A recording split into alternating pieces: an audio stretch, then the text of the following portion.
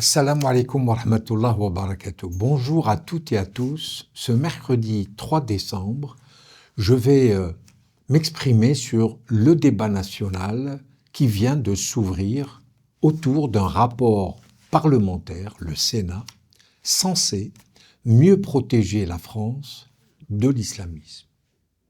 Personne n'en contestera sérieusement cet objectif. La République doit se défendre face à celles et ceux qui rêvent de la soumettre à un ordre théocratique. Mais pour que cette défense puisse rester républicaine, elle doit, de mon point de vue, toujours être guidée par la raison, non par l'émotion ou l'amalgame.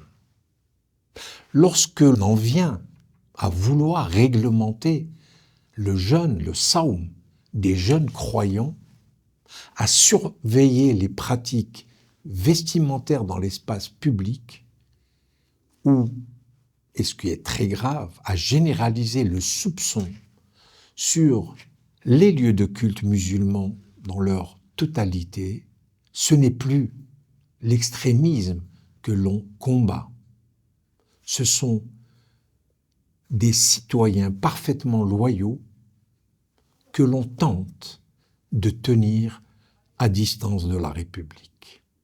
Parmi les propositions de la droite sénatoriale figure l'interdiction du voile et du jeûne avant l'âge de 16 ans. Une telle mesure à elle seule dit tout du glissement à l'œuvre. Elle ne cible aucune infraction, mais une pratique religieuse ordinaire, banale, qui relève avant tout de l'intime, de l'éducation familiale, du lien spirituel. Même les interprétations les plus traditionnelles de l'islam n'évoquent ces obligations qu'à partir de la puberté.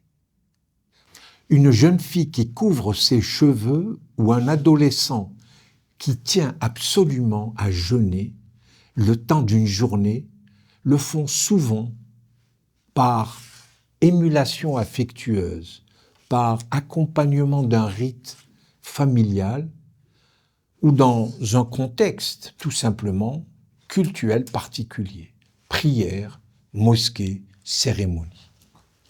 Empêcher ces gestes-là reviendrait à considérer qu'ils sont déjà en eux-mêmes une menace pour la République. Et cela, que l'on veuille ou pas, excéderait clairement le champ de la loi dont la vocation rappelée par la Constitution, par la Cour européenne des droits de l'homme et par le Conseil d'État est de protéger l'ordre public, non de chercher à modeler les consciences, comme le veut cette droite sénatoriale. L'école publique bénéficie d'un régime particulier de neutralité, et nous, musulmans, nous y tenons. Nous le soutenons sans réserve.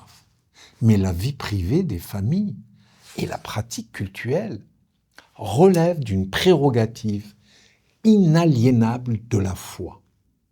Les promoteurs de ces mesures affirment agir pour protéger la jeunesse et freiner l'emprise radicale.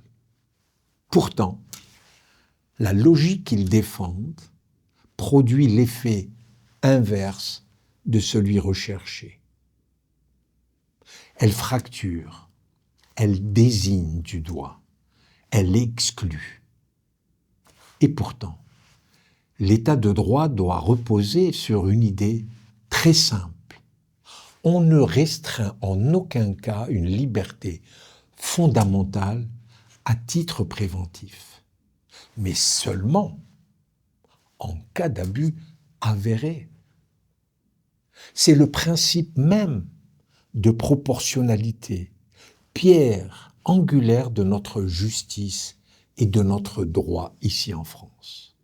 Comment concilier ce principe avec la volonté de limiter à l'avance le comportement de millions d'enfants et d'adolescents qui, en réalité, n'ont commis aucune faute, n'ont commis aucun délit, aucune infraction. La République, vraiment, ne grandit pas lorsqu'elle a peur d'elle-même. Il faut aussi regarder la portée symbolique. Que dit-on en réalité par ce message aux jeunes musulmans lorsque leurs pratiques religieuses sont suspectées simplement par principe? Que leur fidélité à la France soit conditionnelle, fragile, toujours susceptible d'être remise en cause. Les terroristes répètent que la République n'acceptera jamais ses citoyens musulmans tels qu'ils sont. Il faut les façonner. Et nous, ici à la Grande Mosquée de Paris, et nous, musulmans, nous devons faire mentir cette propagande et non lui donner du grain à moudre. La laïcité n'est en aucun cas une frontière.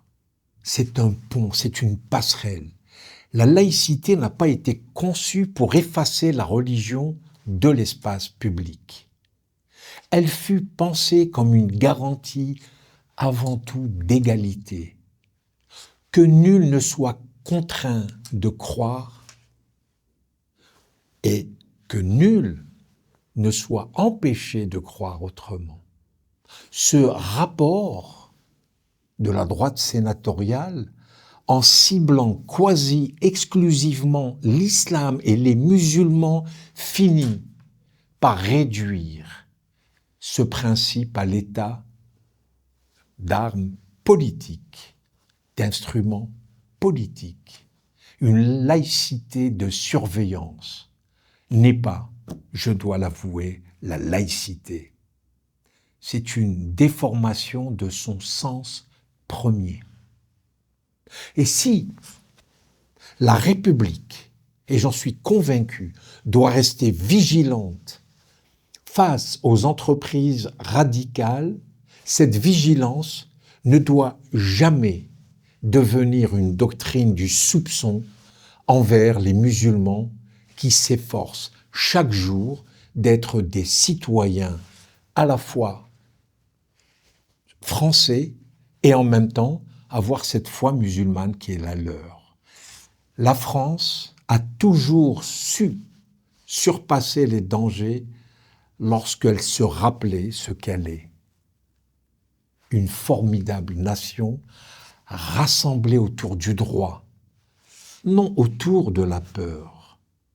À la Grande Mosquée de Paris, et j'y tiens, nous continuerons de faire vivre un islam paisible, authentique et profondément attaché à la République.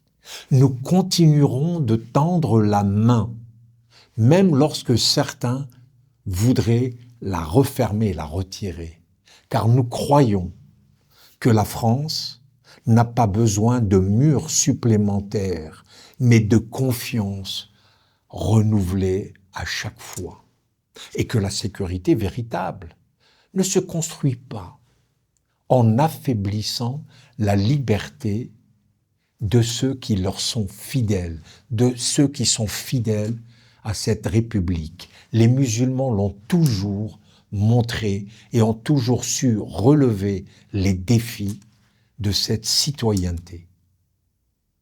À la semaine prochaine. Wassalamu alaikum wa rahmatullah wa barakatuh.